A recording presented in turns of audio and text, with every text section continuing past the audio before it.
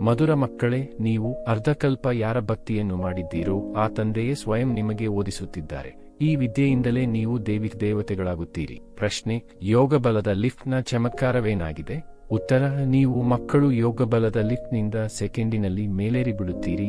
ಅರ್ಥಾತ್ ಸೆಕೆಂಡಿನಲ್ಲಿ ಜೀವನ್ಮುಕ್ತಿಯ ಆಸ್ತಿಯು ನಿಮಗೆ ಸಿಗುತ್ತದೆ. ನಿಮಗೆ ತಿಳಿದಿದೆ, ಏಣಿಯನ್ನು ಇಳಿಯುವುದರಲ್ಲಿ 5,000 ವರ್ಷಗಳು ಹಿಡಿಸಿತು ಮತ್ತು ಈಗ 1 ಸೆಕೆಂಡಿನಲ್ಲಿ ಮೇಲೇರುತ್ತೀರಿ. ಇದೇ ಯೋಗಬಲದ ಕಮಾಲ್ ಆಗಿದೆ. ತಂದೆಯ ನೆನಪಿನಿಂದ ಎಲ್ಲಾ ಪಾಪಗಳು ಕಳೆಯುತ್ತವೆ. ಆತ್ಮವು ಸತೋಪ್ರಧಾನವಾಗಿ ಬಿಡುತ್ತದೆ. ಧಾರಣೆಗಾಗಿ ಮುಖ್ಯ ಸಾರ: 1. ಜಗತ್ತಿನ ಮಾಲೀಕರಾಗಲು ಅಥವಾ ವಿಶ್ವದ ರಾಜ್ಯಭಾಗ್ಯವನ್ನು ಪಡೆಯಲು ಮುಖ್ಯವಾಗಿ ಕಾಮವಿಕಾರದ ಮೇಲೆ ಜಯಗಳಿಸಬೇಕಾಗಿದೆ. ಸಂಪೂರ್ಣ ನಿರ್ವಿಕಾರಿಗಳು ಅವಶ್ಯವಾಗಿ ಆಗಬೇಕಾಗಿದೆ. 2. ಹೇಗೆ ನಮಗೆ ತಂದೆಯು ಸಿಕ್ಕಿದ್ದಾರೆ ಹಾಗೆಯೇ ಎಲ್ಲರನ್ನೂ ತಂದೆಯೊಂದಿಗೆ ಮಿಲನ ಮಾಡಿಸುವ ಪ್ರಯತ್ನ ಪಡಬೇಕಾಗಿದೆ. ತಂದೆಯ ಸತ್ಯಪರಿಚಯವನ್ನು ಕೊಡಬೇಕಾಗಿದೆ.